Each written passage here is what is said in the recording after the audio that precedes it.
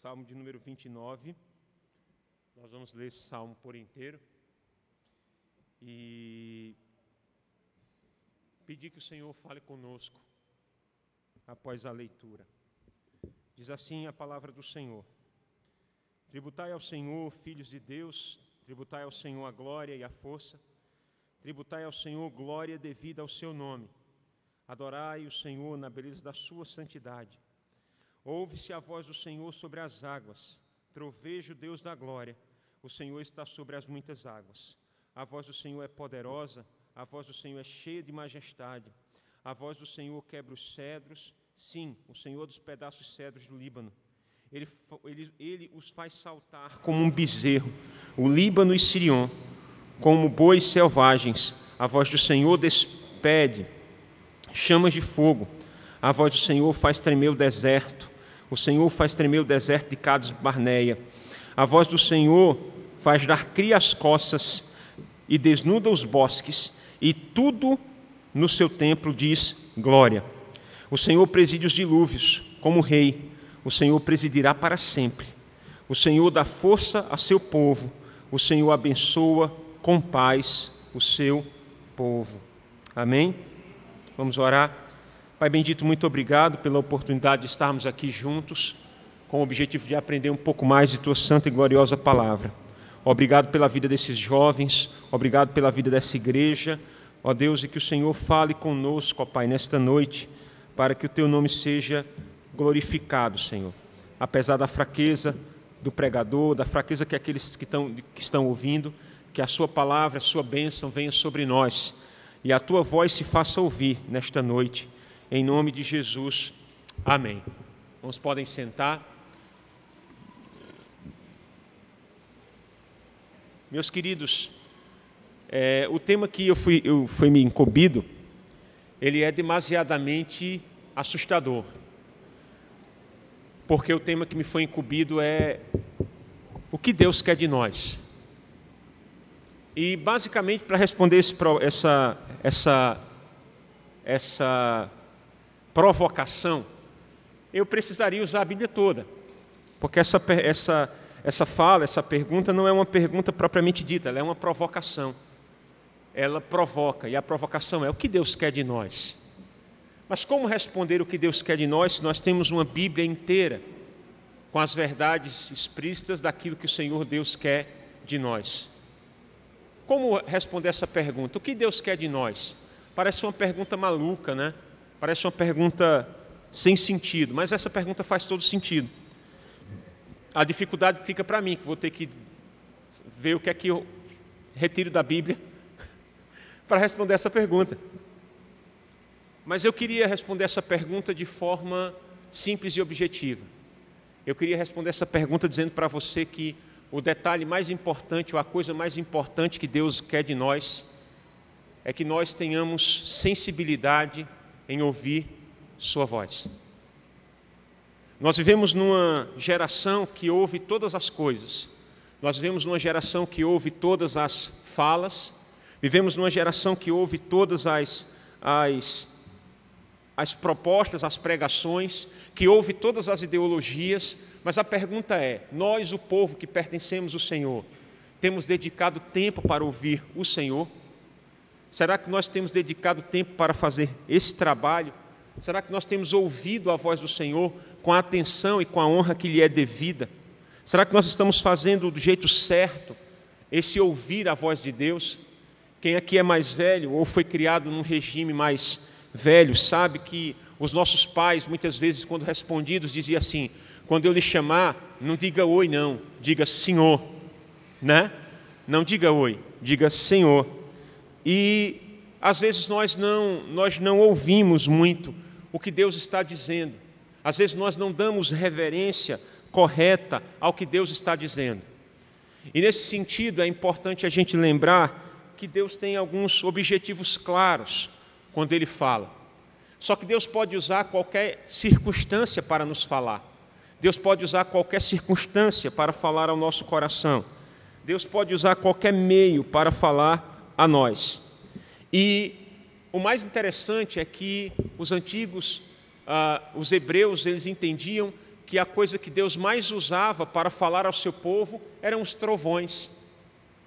Aí você pergunta, não, pastor, mas isso não é uma coisa que vem dos hebreus. Não, os antigos tinham a ideia de que os trovões eram a ira dos deuses. Os gregos pensavam assim, quando os trovões aconteciam, eles atribuíam a Zeus. A mesma coisa acontecia com os nórdicos, que atribuíam os trovões ao bater do martelo sagrado, né, de Thor, filho de Odin. Né, o martelo chamava-se Mjolnir. Não esqueça o Thor da Marvel, tá? Não tem nada a ver com aquilo, não. Aquilo ali é só uma coisinha bonita para o cinema. O deus nórdico era um pouquinho mais burro. Né? Se você um dia ler mitologia nórdica, não se espante. Ele é um pouquinho mais burro do que aquele ator australiano que faz o papel do Thor lá. E, nesse sentido, as civilizações antigas, elas sempre acreditavam que os trovões eram uma manifestação da ira dos deuses.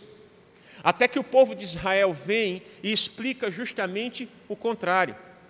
Os trovões não são a manifestação da ira de tal Deus, deste ou daquele Deus. Os trovões são nada mais, nada menos do que a voz do nosso Deus. Não de um Deus menor, mas daquele que é acima de todos os deuses. Lembre-se que Israel vivia num contexto enoteísta, ou seja, que se acreditava que há um Deus maior e deuses menores. Né? Então, muitas vezes você vai escutar o texto sagrado dizer, ele é o maior dos deuses, quando desde o início ele disse que era o único. Ele não disse que era o maior, ele disse que era o único. Mas Israel vivia nesse contexto. E, vez por outra, esse contexto influenciava a nação de Israel. No entanto, irmãos amados, acontece uma coisa brilhante. É que o salmista chega aqui, o salmista Davi, e eu não sei que Davi é esse. Eu não sei se esse Davi aqui é o rei, eu não sei se esse Davi aqui é o guerreiro, ou não sei se esse Davi aqui é o jovem pastor. Ou seja, eu não sei em que período da vida de Davi esse salmo foi composto. Eu sei que esse salmo é um salmo de Davi. Né? E é a única coisa que o salmo traz, salmo de Davi. A gente não tem muita informação sobre em que período esse salmo foi feito. Mas esse salmo tem uma proposta. Esse salmo quer nos apresentar a voz de Deus no meio das tempestades. Então, eu vou responder a pergunta que foi feita para mim de forma tão provocativa. O que Deus quer de nós? E eu vou responder com uma única frase. Deus quer que nós ouçamos a sua voz. Nós somos a geração que escuta todo mundo. A gente escuta o presidente, a gente escuta aquele jovem vereador político evangélico lá de Belo Horizonte, a gente escuta o deputado pregador pentecostal que virou deputado federal, a gente escuta a direita, a esquerda, a gente escuta menina veste rosa, menino veste azul, a gente escuta tudo. Mas a pergunta que vocês precisam ouvir, ou a resposta para a pergunta é, vocês têm ouvido a voz de Deus? Será que o que Deus mais quer de vocês, ou quer de nós, não é que nós tenhamos os nossos ouvidos inclinados para Ele, ouvidos inclinados para a sua voz? Será que não está na hora da gente parar de buscar na igreja o namoro, o trabalho, o emprego, e começar a ir buscar na igreja ouvir a voz majestosa do Senhor? Será que não está faltando em nós uma disponibilidade para isso? Eu não pretendo aumentar a minha voz e não quero pregar um sermão de 1 hora. Eu poderia passar 1 hora aqui tranquilo com vocês, que nada melhor para um pregador do que uma igreja que gosta de ouvir Bíblia. Mas eu quero ser muito certeiro, muito preciso naquilo que eu vou falar. E por que o Senhor está dizendo isso, pastor? Porque às vezes o lugar onde mais os trovões se manifestam é no meio de uma tempestade. E muitas vezes Deus propõe tempestades nas nossas vidas, com o objetivo não de que a gente se amedronte diante da tempestade, mas de que a gente pare para ouvir a voz de Deus. Está lá a tempestade batendo, chuva, água, vento, mas todo mundo fica com medo de quê? Do trovão. Certamente tem gente aqui que tem medo do trovão, quando bate, o que foi? Nada não, vinha a barata. Né? Mas faz culpar a barata. Quem de nós, então, irmãos, nunca passou por uma tempestade existencial? E é bom que essa pergunta minha aqui, ela fala para os jovens e para os velhos. Quem de nós, olha para mim aqui, nunca passou aquela situação onde nossa alma foi tão provada que a gente duvidou se Deus amava mesmo a gente? Se for só eu, amém, eu vou parar de pregar, vou chamar o pastor Fabiano, vou me ajoelhar e vocês oram por mim de boa, na mais perfeita paz. Mas eu não estou sozinho não, estou? Oi? Que bom. Não tem nenhum extraterrestre aqui, é todo mundo crente. Não tem nenhum anjo, todo mundo pecador, que ainda vai ser glorificado.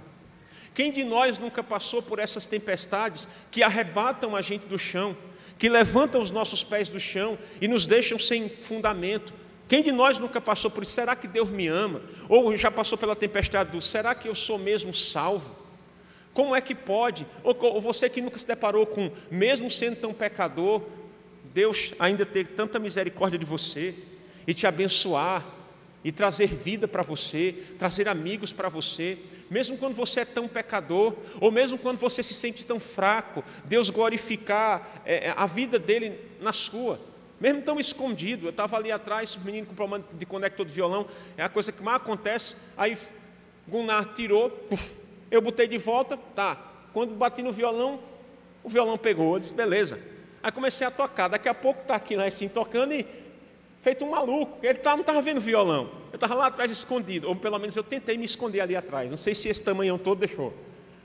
Aí ele olhou, viu e voltou para fazer o dele, disse, ainda bem que o senhor estava tocando, pastor, que eu estava ouvindo violão, pensei que estava ficando maluco. Às vezes você está lá, tem um talento, tem uma habilidade, que ninguém sabia, pastor Fabiano, você não sabia o que o senhor tocava. Aí eu disse assim, aprendi na igreja. Se me perguntar, pastor, me ensina, não sei, eu fui vendo a galera fazer e fiz.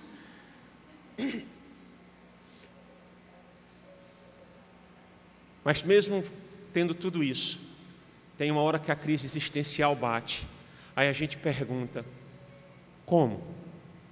Ou o que fazer? O que é que a gente faz quando a tempestade chega? A ciência diz que os trovões são... Sabe quando você pega um fio e bate em nada, e ele faz aquele estalo, ou faz aquela zoada, né? Aquela zoada acontece porque quando o fio parte, ele espalha o ar, né? O que são os trovões? Imagina um chicote, tá? Ou um fio, só que vindo em temperaturas gigantescas, cortando o céu, quente demais. Então as massas de ar se separam. Essa zoada que nós escutamos como um estalo ou um estrondo, porque ela é muito mais grave e potente, ela é o resultado dessa separação do raio como um chicote cortando o ar. É isso que a ciência fala sobre os trovões, mas não é isso que a Bíblia diz.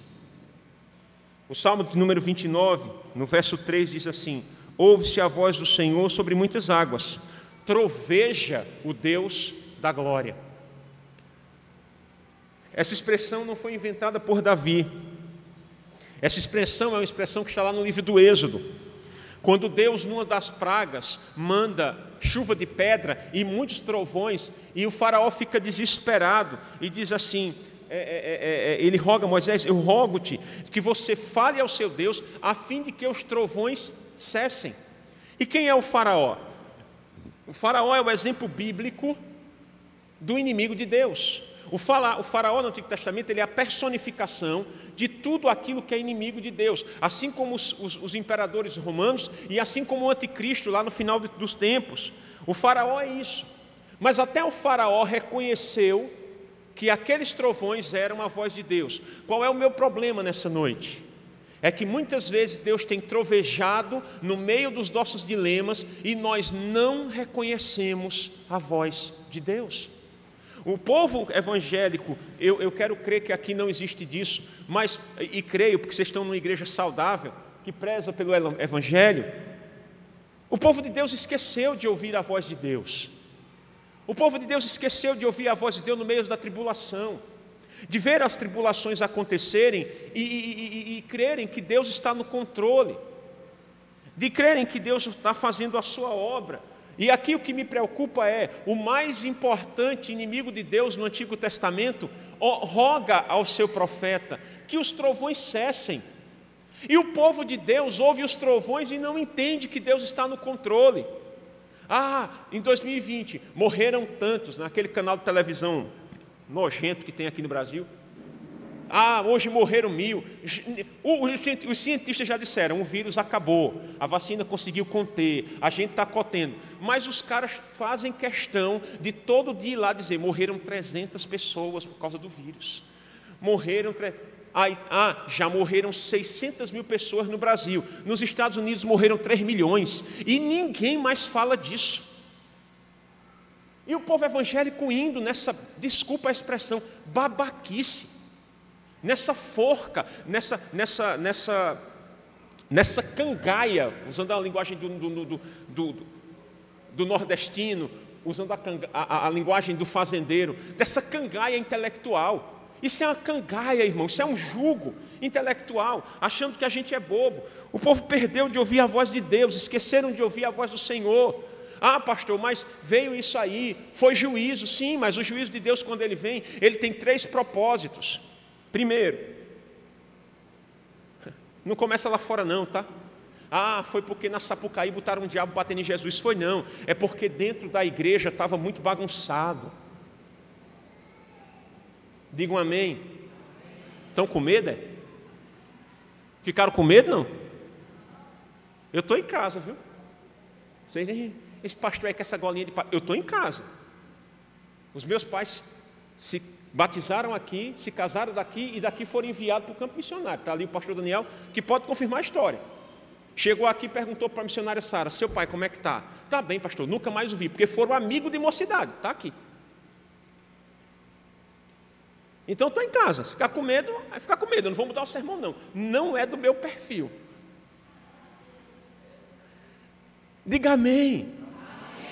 Quando o juízo de Deus veio, o coronavírus veio, que fechou, tudo bem, a gente sabe que foi perseguição política.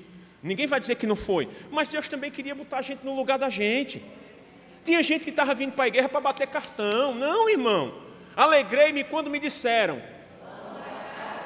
Aí os crentes vinham para a igreja só para bater martelo, para bater cartão, para o pastor Fabiano não achar que eu estou desviado. Para, irmão. Deus tinha que julgar a igreja, porque se o povo é dele, de vez em quando ele tem que ir lá, lembra de João 15? Ele vai lá na videira, o ramo que não produz, ele e joga no fogo, não produz. Notou que teve gente que não voltou depois da pandemia, não morreu, não pegou uma gripe, o infeliz, mas não voltou para a igreja. A risada de vocês disse que isso aconteceu aqui também, graças a Deus. Eu pensei que fosse só na minha igreja. Estamos salvos, pastor Daniel, estamos salvos, não foi só lá não, aqui aconteceu também. Teve gente que disse, não vou para a igreja para não pegar vírus, mas na hora de pegar o auxílio, ele podia enfrentar a fila que fosse. Aqui teve disso não.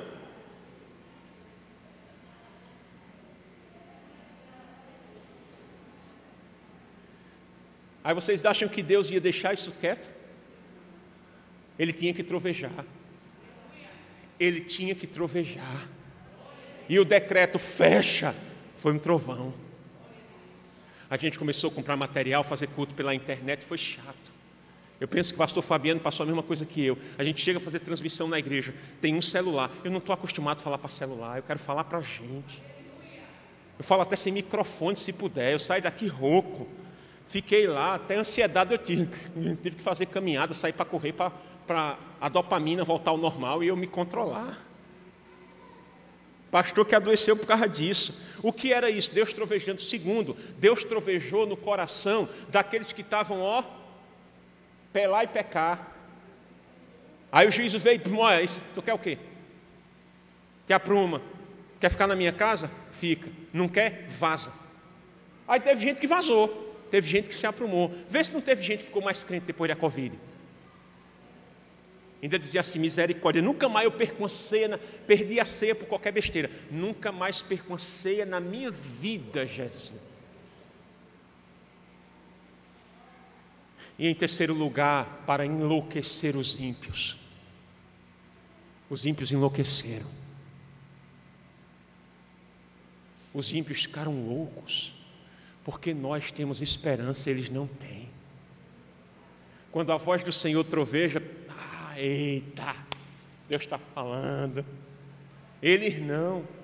A Bíblia diz que eles são como o gado gordo que se abate, uma hora está vivo, outra hora não está. A Bíblia diz que eles crescem, crescem, crescem logo.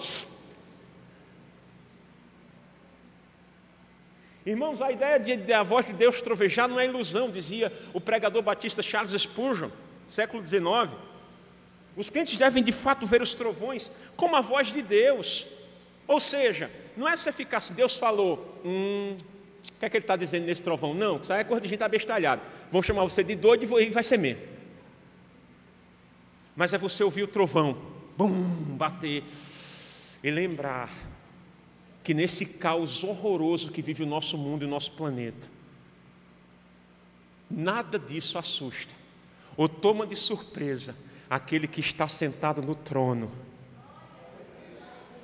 Nada abala o reinado dele. Ele fica com medo de surpresa. Deus se surpreender, esse não é o Deus da Bíblia não. Mas tem uns teólogos aí que dizem que Deus é teólogo não, irmão. Isso é um doidinho que não conseguiu ganhar dinheiro fazendo direito, filosofia, nada. Aí veio para a teologia. Sempre tem um herege no meio do povo de Deus que quer se aparecer. Aí ficou famoso assim. Segura um pouquinho aí, calma.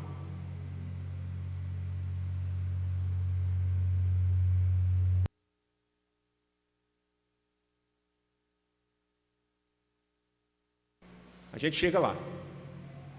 Só diminui um pouquinho, acho que o grave. Oi, som. Oi. Pronto. Estamos em paz? Nós dois? Te amo, vice. Quem é que está lá em cima? É o Guná que está lá em cima, não? É?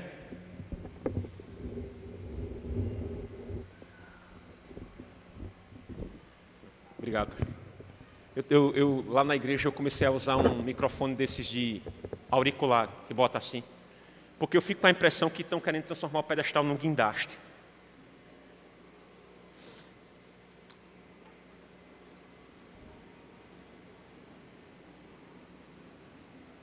Quando a voz do Senhor trovejar, quando os trovões acontecerem, não fique feito um maluco com a mão na orelha, não. Apenas guarde em segredo no seu coração o fato de que o nosso Deus fala e que Ele é majestoso e acima dos trovões Ele está sentado e é Ele quem troveja. Se os trovões batem, se os trovões trovejam, é sinal de que Deus ainda fala.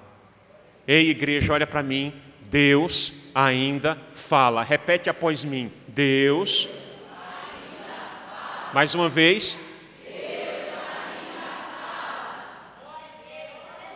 Quando trovejar, não fique que nem um maluco. Olha, não, isso é maluquice. Mas quando trovejar, se lembre, glória a Deus. O nosso Senhor ainda fala. Eu não sei o que Ele quer dizer hoje, mas Ele fala. Olhando os eleitos, irmãos, olhando como salvos pela graça, vamos observar a majestade que há na glória do Senhor. Ou melhor, a glória que há na majestade da voz de Deus. Há uma glória na voz de Deus. Para nos ajudar nisso, eu quero só lembrar um pouquinho dos pontos importantes sobre esse salmo e como nós podemos ter eles como fundamento, né? Ou fundamentam, ver como eles todos fundamentam essa verdade de que a voz do Senhor tem majestade. Em primeiro lugar, os primeiros 3 versos, os primeiros 2 versos, na verdade, com a Bíblia aberta aí, feitos de Bereia, por favor. Primeiros 2 versos, ele diz o seguinte: tributai ao Senhor, filhos de Deus, tributai ao Senhor glória e força. Tributai ao Senhor a glória devida ao seu nome e adorai-o na beleza da sua santidade. Os filhos de Deus aqui não somos nós. Os filhos de Deus aqui não somos nós. Pastor, quando eu adoro a Deus na beleza da sua santidade. Eu sei. Mas os filhos de Deus aqui são os anjos. Ele não está falando da congregação terrena, ele está falando da congregação celestial, angelical. Pastor, mas anjo não presta culto. Então você volta lá depois do culto e lê Isaías capítulo 6. E pergunte a você mesmo, o que é que os serafins estão declarando? Santo, santo, santo. Por que eles estão dizendo isso? Eles estão lembrando o mais importante dos atributos de Deus, que é o atributo que separa a mim dele. É o atributo que coloca distância entre o ser criador e os seus entre o ser criador e perfeito e as suas criaturas imperfeitas. Por isso que eles escolhem esse atributo. É por isso que a adoração não é qualquer coisa. A adoração é um ato teológico. É por isso que a igreja precisa adorar a Escritura. É por isso que a igreja precisa conhecer Bíblia. Ministro de música tem que conhecer palavra, ler livros. Até mesmo se quiser compor, precisa compor um pouquinho de Bíblia. Os seres angelicais então prestam culto. E é como se Davi tivesse numa experiência tão transcendental, que ele vira e diz assim, olha, vocês anjos que estão aí em cima, no lugar onde a gente não está, tributem ao Senhor a glória que lhe é devida. O fato dele estar onde ele está, faz com que tudo deva a ele glória. Faz com que tudo que foi criado, deva a ele glória. Porque é o seguinte, gente, entenda, somente ele é criador.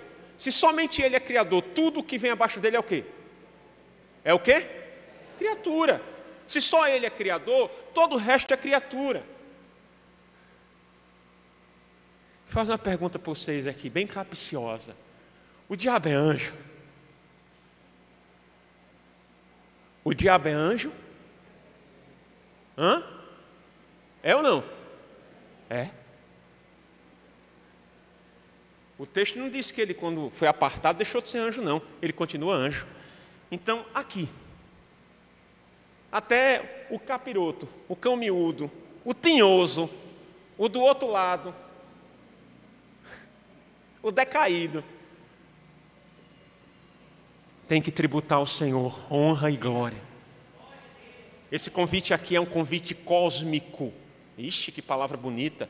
Esse convite aqui é um convite para todas as criaturas angelicais, anjos ou demônios, não importam suas esferas, tributem a Ele glória e honra, porque glória e honra são devidos ao seu nome.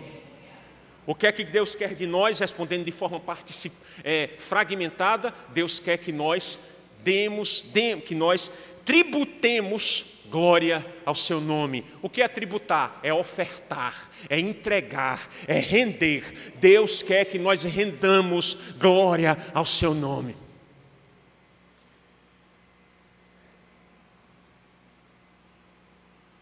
Mas por que a gente tem que fazer isso? Porque o nome dele aqui não é o nome como os meninos citaram no jogral. Inclusive, meus parabéns a vocês. Louvado seja Deus pela vida de vocês. Lindo, eu disse para o Laicinho ali, faz tempo que eu não vejo um jogral, faz tempo mesmo.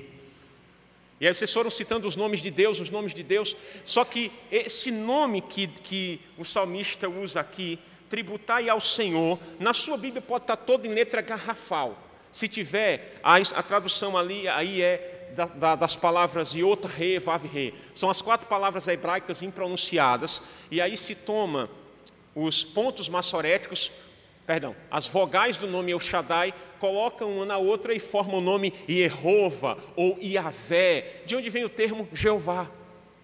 Então, toda vez que você vê aí na sua Bíblia, principalmente nos Salmos, a palavra Senhor, toda em letra maiúscula, como está aqui no verso 2, e como está no verso 1, é o nome pessoal de Deus, que não tipifica as suas intervenções. Por exemplo, é o Roi, é o termo que a H dá ao Senhor, porque ela viu a aflição dela. É o Roi, é o Deus que tudo vê. Certo? Jeová Jirê. De onde vem a expressão? Lá do monte, quando o filho foi ser sacrificado, pai e o cordeiro, o Senhor proverá. E por aí vai. Mas esse nome Jeová é diferente. Porque esse nome aqui é o nome que não fala das intervenções de Deus, mas da pessoa de Deus, da reputação de Deus. Então a glória é devida ao nome dele. Por quê, pastor? Porque ele é o Criador, porque ele é o Redentor, porque ele é santo, porque Ele é adorado para sempre, porque ninguém é igual a Ele. Quando Satanás intenta ser igual a Ele, ele manda chamar um anjo. Como é o nome do anjo? Do arcanjo? Miguel. Você sabe o que significa Miguel? Ninguém é como o Senhor. Então, quando você tiver um filho, não põe o nome daquele ator bonito, não, nem daquele jogadorzinho, pilantra, não. Coloca Miguel. Por quê, pastor? Porque Miguel tanto é uma pergunta como é uma afirmação. Pergunta: quem é como o Senhor? Qual é a resposta? E na afirmação não precisa nem de resposta. Quem é como o Senhor? Ninguém é igual a Ele. Certo? Em segundo lugar, nós precisamos entender a natureza manifesta de Deus na tempestade. Então, a primeira coisa, o que Deus quer de nós? Que nós tributemos ao seu nome a glória e a honra. Ou seja, somente Ele é adorado. Esses dias eu virei para um amigo, no meio de uma provação horrenda que estou passando, e disse: meu irmão, me explica. Ele fez: explico. Eu digo: nada. Ele fez: senta aí. Eu disse: o que é que tu fala? Já fiquei me tremendo todo. Ele disse assim: às vezes Deus tira o nosso chão, Deus tira o nosso bem, só para que nós entendamos a coisa mais importante. Nós não podemos amar nada nessa vida acima ou igual ao Senhor. Nada que eu tenho nessa vida tem que ter o maior valor do que Deus. E às vezes Deus, Ele tira o nosso chão para nos mostrar: olha, eu não chamei você para ser rico, pobre, casado, solteiro, para ter filhos ou para não ter. Eu chamei você para me amar. Eu chamei você para andar. O convite que Ele faz a Abraão é assustador. Abraão, anda na minha presença e ser perfeito. Aí você pergunta: malandro, como é que foi um negócio desse? Porque a dificuldade não é andar na presença, a dificuldade é ser perfeito. Só que aqui é que está o detalhe. Ser perfeito é justamente o resultante de andar na presença. O que Davi diz aqui é grandioso demais. O salmista usa as dimensões geográficas para poder delimitar o poder e a glória de Deus. Veja a partir do verso de número 3. Ouve-se a voz do Senhor sobre as águas, troveja o Senhor da glória, o Senhor está sobre as muitas águas.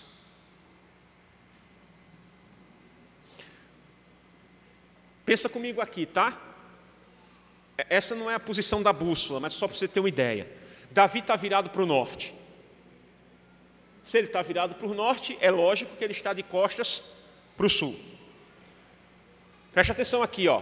Geografia bíblica básica.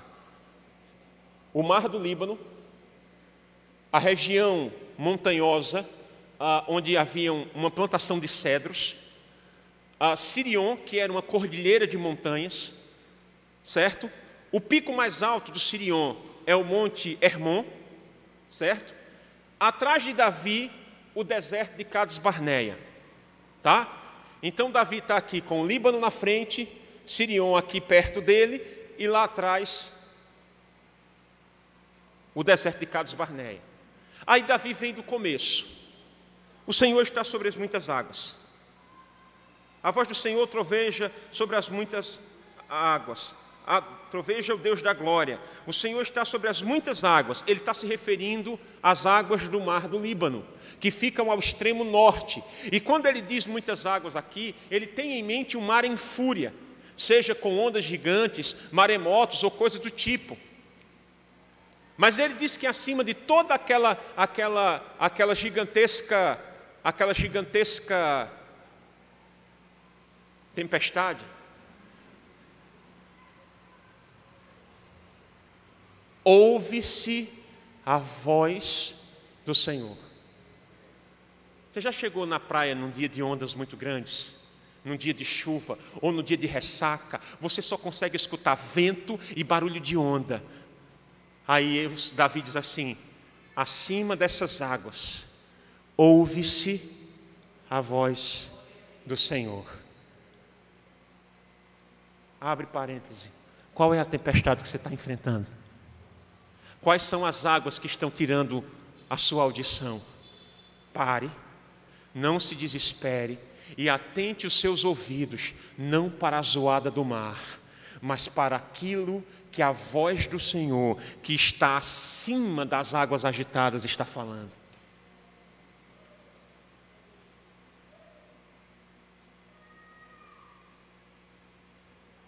É assustador, né? Pois é. Nessa tempestade que você está enfrentando, existe a voz de Deus acima dela. A questão é, você está ouvindo?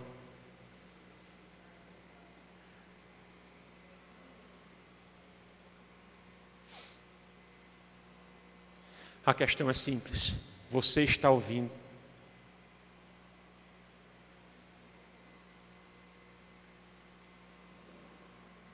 O salmista continua.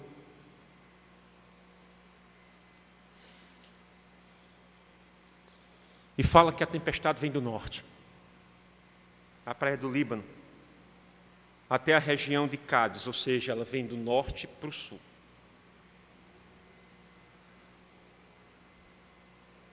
Aí ela passa, a voz do Senhor é poderosa, verso 4, e cheia de majestade.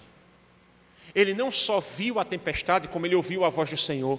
E percebeu a coisa mais grandiosa, que a voz do Senhor é poderosa e é cheia de majestade. O verso 5 diz assim: a voz do Senhor quebra os cedros. Sim, o Senhor despedaça os cedros do Líbano. Os cedros do Líbano são sequoias. Sequoias são árvores milenares que, para poder dar um abraço nela, você tem que juntar 5 ou 6 pessoas. Não dá para fazer tremer uma árvore dessa. Essa árvore só se derruba se você tocar fogo nela e depois passar uma máquina, porque de serrote, ou aquele serrote eletrônico que o pessoal usa, né? Serra elétrica, obrigado. Pegar a serra elétrica, ou a motosserra, não dá para cortar, que o bicho é muito grande. Tem que haver um cálculo para poder cortar ela, porque ela pode machucar todo mundo. Então eles têm que vir com máquina para cortar a árvore grande. O texto diz que a voz do Senhor quebra os cedros do Líbano. Árvores que nós tivemos que demorar muito para desenvolver técnica, para tecnologia, para destruir, a voz do Senhor despedaça. De novo, irmão, qual é a tua tempestade? Qual é o cedro que está no meio do teu caminho? Que Deus não possa, com uma palavra, despedaçar. Não é uma mensagem triunfalista, não, é uma mensagem de consolo. A voz do Senhor não faz tremer, a voz do Senhor quebra, a voz do Senhor despedaça os cedros do Líbano. Note que não é um cortezinho linear, bonitinho, não. É uma ação explosiva, enérgica.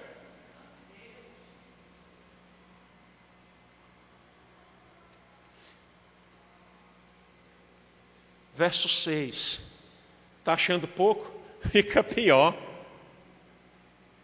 A voz do Senhor, ou melhor, Ele faz saltar como um bezerro o Líbano e Sirion, como bois selvagens. Espera, o Senhor não disse que Sirion e Líbano não era a cordilheira? Sim, eram umas cordilheiras que ficam perto do Monte Hermon. O Monte Hermon é o ponto mais alto da Palestina, 2.774 metros. Tanto é que neva lá em cima. No inverno neva. Quando o verão vem, que o sol bate, aquela água toda derrete e vai pelos dutos internos, pelas grutas da montanha, e faz nascer o Rio Jordão.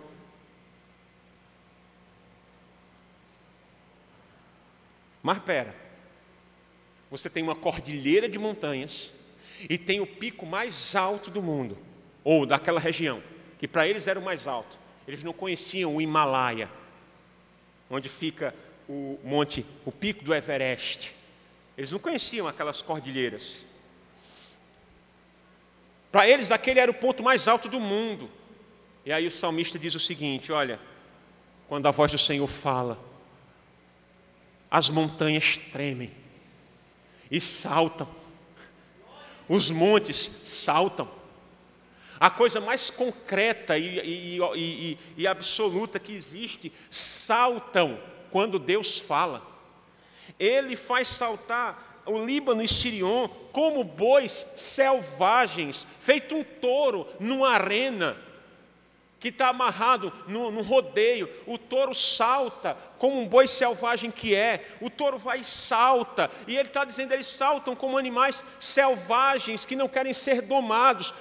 Ele faz, ele quem? O Senhor. Como? O versículo 5 explicou, o versículo 4 explicou. A voz do Senhor é cheia de majestade.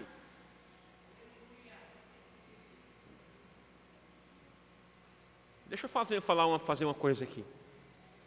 Eu sei que aqui talvez tenham jovens que são filhos de pais não crentes, ou mães que são mães de filhos não crentes, e estão aqui olhando para os seus filhos e pensando, para esses meninos e pensando, como eu queria que meu filho estivesse aqui. Mas ele não atende ao meu chamado, é porque é seu. Eu mando ele vir, ele não vem. Então pare, deixe de ser chato, inconveniente, pare de atrapalhar. Que é isso, pastor? Eu tenho que pedir, não vai vir não. Mas é meu filho, foi criado na igreja, se desviou depois de grande, porque é rebelde, deixe de ser chato. Está vendo que Adão não escuta a voz de ninguém? Coração pecaminoso, desgraçado, vai escutar a tua voz. Às vezes tu que é crente não escuta a voz do pastor, teu filho vai escutar a tua voz. Para! Eu cresci em igreja, irmão, eu nasci, já era filho de pastor. Eu não nasci na igreja porque minha mãe, a bolsa estourou depois do culto. Se tivesse estourado mais uma hora antes, se eu tivesse chegado mais cedo, tinha nascido na igreja. Mas eu que demorei. Ai, Jesus, e tu vem dizer para mim, para de falar. É, pastor, eu falo, me desespera, a pressão sobe. Então para de subir a pressão, cala esta boca e dobra esse joelho. E pede assim, Senhor, já que a tua voz faz tremer um monte, abala o coração desse menino, abala o coração dessa menina, quebra a rebeldia dele. E meu irmão, pode ter certeza que um dia, eu não posso dizer a você se é hoje ou se é amanhã, a voz do Senhor vai trovejar, não no monte, não no mar, não no cedro, vai trovejar dentro de um coração. E quando essa voz trovejar, irmãos, pensa comigo, se uma árvore gigantesca, se um monte com 2.774 metros de altura, consegue tremer ouvindo a voz de Deus, o que não acontecerá com o coração? Por último, ele diz que a voz do Senhor despede chama de fogo, a voz do Senhor faz tremer o deserto, e faz tremer o deserto de Cades Barneia. O que é que ele está dizendo? Quando Deus falou com Israel pela primeira vez, eles estavam na região de Cades Barneia. Na região de Cades Barneia, eles ouviram a voz do Senhor, e Deus trovejou com tanta fúria, que o povo de Israel disse assim, Moisés, sobe e fala você com Deus, porque nós estamos com medo. A Bíblia diz que eles olhavam para o Monte Megido e para o Monte Sinai e viam um bater no outro ao ouvirem o som da voz do Senhor. De novo, meu irmão e minha irmã. Ei, mas pastor, meu pai não é crente, bebo, velho, de cair mesmo. Ora, para de reclamar. Ama teu pai, dobra esse joelho no chão e ora até teu joelho sangrar. Nessa parte vocês ficaram calados, né? Mandou orar e todo mundo se cala, né? Ore até seu joelho sangrar e diga, Deus, troveja no coração do meu pai, troveja no coração da minha mãe, troveja no coração dos meus irmãos. E depois faça a oração mais importante, viu? Troveje, Senhor, no meu coração. Tire a rebeldia, destrua os desejos, despedace a minha rebelião.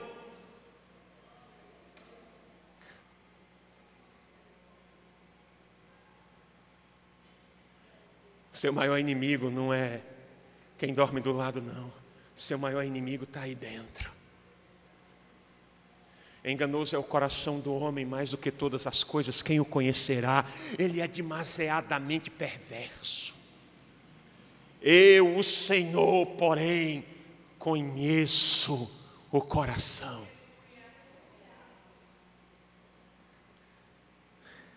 Deus faz tremer tudo isso. Se Deus é poderoso para fazer tremer tudo isso, por que Deus não pode fazer tremer os pecadores dessa cidade? Por que Deus não pode fazer tremer o coração do seu pai, da sua mãe, do seu marido? Talvez o seu problema é que você está orando errado. Está falando demais, quer ir para tudo quanto é canto, quer ir para futebol, quer ir não sei para onde, quer ir não sei para onde. Para de ser chato, cala essa boca. Porque tu vai falar e ele vai continuar indo. Dobra o joelho, vai. Eu não queria que você fosse não, mas você quer ir, vai. Quando ele sair, dobra o joelho, Senhor, eu não criei meus filhos para isso. Eles não nasceram assim, eles foram criados na Tua glória, na Tua presença, eles foram criados na Tua casa, eles ouviram o Evangelho desde eternidade. Senhor, troveja no coração deles, para eles lembrarem que o Senhor é Deus, para eles lembrarem que o Senhor ama, para eles lembrarem que o Senhor é justo, para eles lembrarem da Sua glória e tributarem louvor a Ti. Por último, dos versos 10 a 11, Davi diz que o Senhor preside os dilúvios como rei. O Senhor presidirá para sempre. O Senhor dá força ao seu povo e o Senhor abençoa com paz o seu povo. O dilúvio, no verso 10, é uma referência a Gênesis 6, 9, de 6 a 9, melhor dizendo, onde Deus julgou o povo de Israel, ou julgou o povo da terra, mandando água. E o texto vai dizer claramente que Deus não manda água só de cima. Todas as nascentes de água fazem transbordar. Por isso que você se encanta quando vê, por exemplo, um fóssil de peixe no deserto. Ou no sertão aqui. Como? É simples. Para um fóssil existir, ele tem que ser soterrado de uma vez e vivo. É fácil. A água baixa, o peixe vai baixando também, daqui a pouco ele fica preso na lama. E ali ele morre. E depois de milhares de anos, ele é um fóssil. Ele foi coberto por areia, aí ele pedrifica.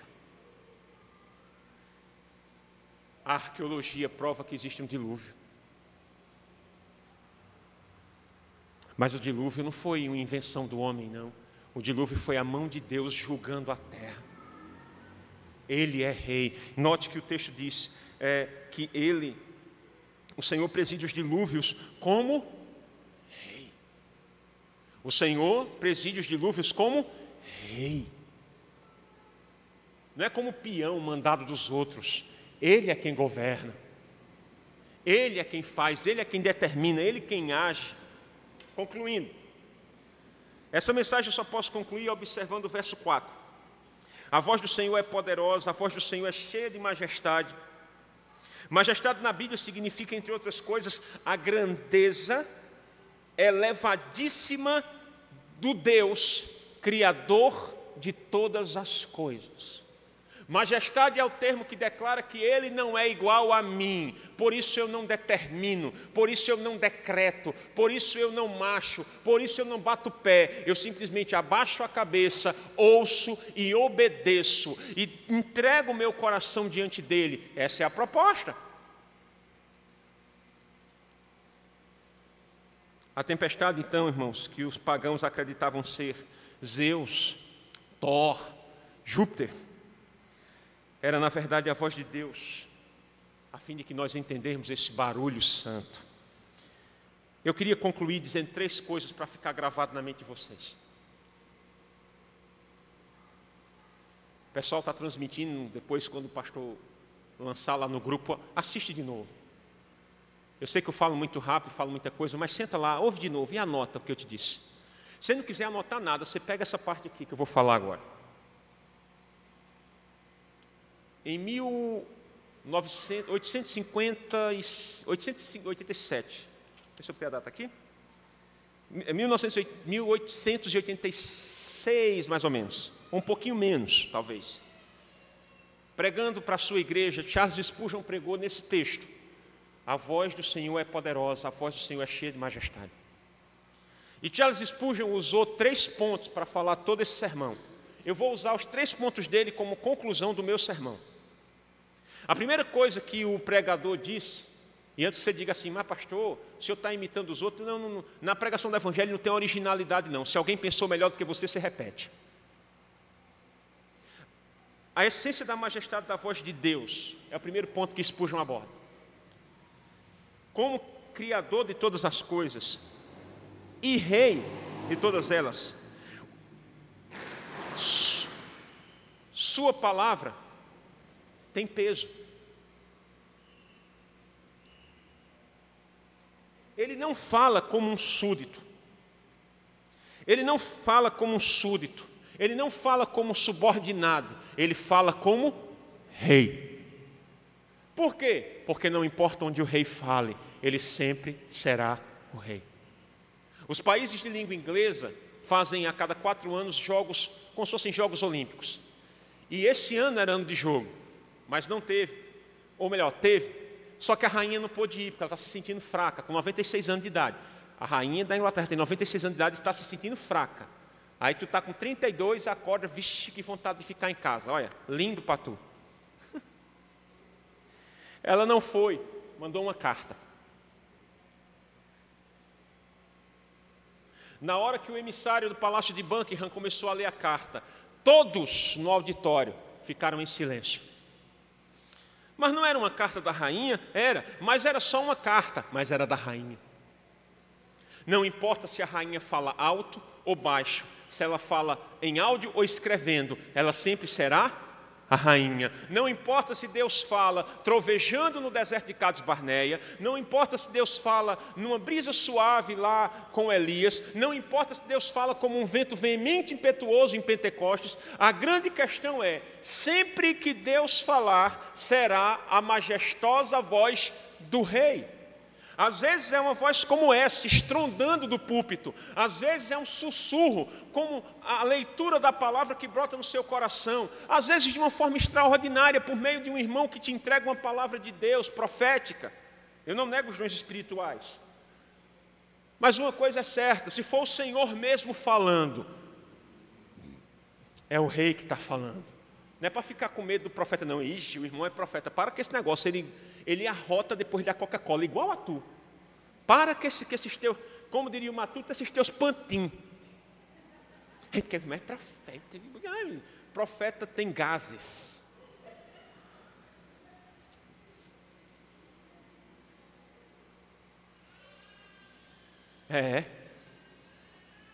Profeta tem chulé. Hérnia de disco. Mas pastor é um profeta. Existe glória para vaso não. Você pega o perfume mais cheiroso do mundo, coloca dentro de uma vasilha de plástico. O que é que vai ter na vasilha de plástico? Perfume. E o frasco do perfume? É inútil. O profeta. Misericórdia, pastor. O que o Senhor está dizendo? A verdade. Não existe glória no profeta. Então, se ele falou for de Deus, amém. Se não foi, beijo na cabeça e ora para que Deus amadureça ele. Simples assim. Tchau e benção. Não precisa falar mal de ninguém, nem sair fazendo confusão no meio da igreja, não, que a guerra não é sua, não. Se ligue na parada. Mas, por favor, não esqueça. Deus fala.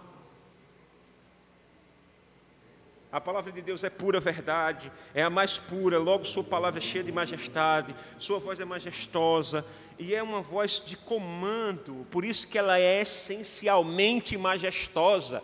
Quando Deus fala, ninguém questiona, quando Deus fala, a gente obedece. É por isso que eu ainda sou, mesmo crendo nos dons espirituais, do sermão, quadradinho, porque aqui não tem como questionar. Você talvez disse assim, rapaz, o pastor Samuel está dizendo uma coisa que ele nem sabe o que ele está dizendo. Exatamente, porque não sou eu, é a palavra, eu só sou o frasco, eu sou só o recipiente. Tem água, mas se fosse café, era café. Continuaria sendo um copinho de vidro. Continua sendo esse gordo, enjoado, abusado, barbudo, careca. Mas a glória será sempre daquele que, assentado acima de toda tempestade, fala e a terra se cala. Já viu isso no Salmo? O Senhor eleva a sua voz, as nações se embraveceram, os reis se moveram, Ele ergueu a sua voz e a terra se derreteu. Em segundo lugar, Spurgeon falou da constância da voz de Deus. A voz de Deus, como a voz do homem, pode ter vários tons. Eu posso falar assim e posso falar assim, mas continua sendo a minha. Deus falou para Elias na brisa, mas falou depois, antes, melhor dizendo, para o povo de Israel, fazendo tudo tremer, mas ainda era a voz do Senhor. Bendito seja Ele. Não importa se Ele vai trovejar do púlpito, ou se Ele vai sussurrar no seu coração, lá de madrugada, quando você estiver lendo a Bíblia. Mas eu quero dizer para você que ainda será a voz do Senhor. Ela é constante. Deus usa uma voz gentil e instrutiva para ensinar. Usa uma voz doce e consoladora para confortar as almas enfermas. Usa uma voz de reprovação e trovejo que faz tremer os montes, mas continua sendo a voz de Deus. Se Deus estiver sendo gentil com você essa noite para lhe instruir, receba a instrução. Se Ele estiver sendo doce e consolador para consolar a sua alma, receba a consolação. Se Ele estiver sendo áspero, firme para lhe exortar, receba a exortação, porque essa é a voz do Senhor. E por último, a voz do Senhor, a eficácia da majestade da voz do Senhor. Por que eu tenho que orar pelo meu filho?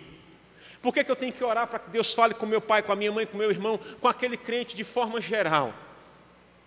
A voz do Senhor, irmãos, que quebra até os cedros do Líbano, a voz do Senhor que faz tremer os montes, a voz do Senhor que está acima das tempestades, é a mesma voz, aliás, é a única voz que pode despedaçar o coração de um pecador. Porque se Ele pode fazer tudo isso apenas falando, Ele pode despedaçar. O problema é alguém que ore por aquele pecador. É alguém que diga assim: Senhor, eu vou orar pelos meus filhos.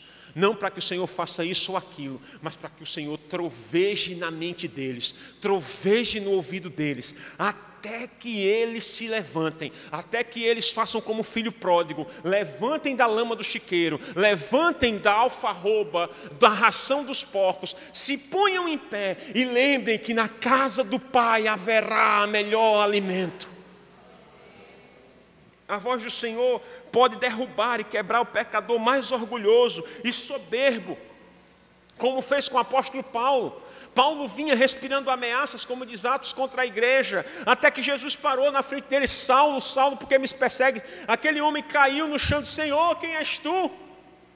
Eu sou o Cristo a quem tu persegues. E Paulo para e diz assim: agora não é lícito recalcitrares contra os aguilhões. Deus está dizendo para Paulo: Paulo, eu escolhi você, e não adianta você lutar contra isso, não adianta lutar contra a minha igreja, porque agora você vai sofrer por ela. Pastor, não funcionou. 13 cartas das 27 do Novo Testamento. Não precisou bater em ninguém. Tem que matar. No dia que Jesus pegar e botar no leito, para, irmão. E tu é Deus para estar julgando ninguém. Para com essa tua besteira. Vai dizer a Deus o que é que Deus tem que fazer. Estou pensando que Deus é teu cachorro. Deus botar no leito. Aí ele vê: para com essas palhaçadas, irmão. Para com isso. Larga disso, larga dessa insanidade. Isso é loucura. Isso é falta de conhecimento bíblico. Deixa com Deus. Porque Deus pode pegar: o cara é ruim, pastor, não vale nada, um dia Jeová vai pegar ele. E é da tua conta quando é que Jeová vai pegar ele? Deixa ser chato. Não é com vocês não, tá? De forma geral. Vocês não são chatos, vocês são lindos, maravilhosos. Mas para de ser esse crente ranzinza também.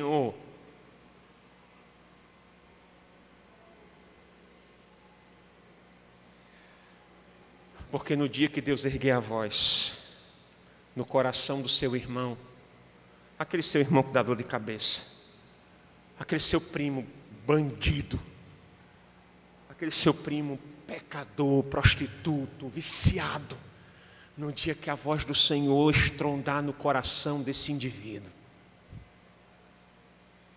ele vai dobrar os joelhos no chão e vai dizer: Pai, eu pequei contra o céu e perante Ti. Eu não sou digno de ser chamado de teu filho. Me receba pelo menos como seu empregado.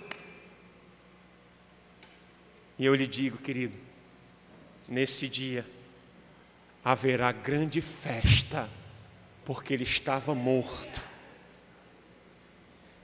e reviveu, estava perdido e foi achado.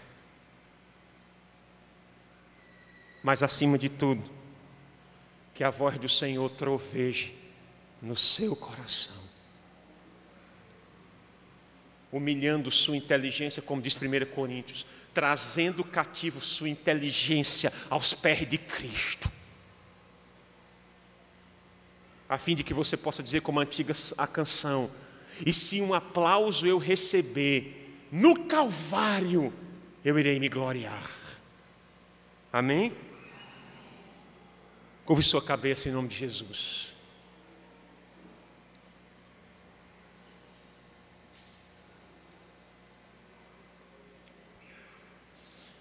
Pai bendito, muito obrigado. Obrigado pela ação do Teu Espírito nessa noite. Obrigado porque a Tua voz nos impacta, a Tua voz nos derrete. Pai, nessa hora, eu quero pedir que o Teu Espírito, no silêncio que estamos ouvindo aqui, troveje os corações desses jovens, desses homens e mulheres que aqui estão.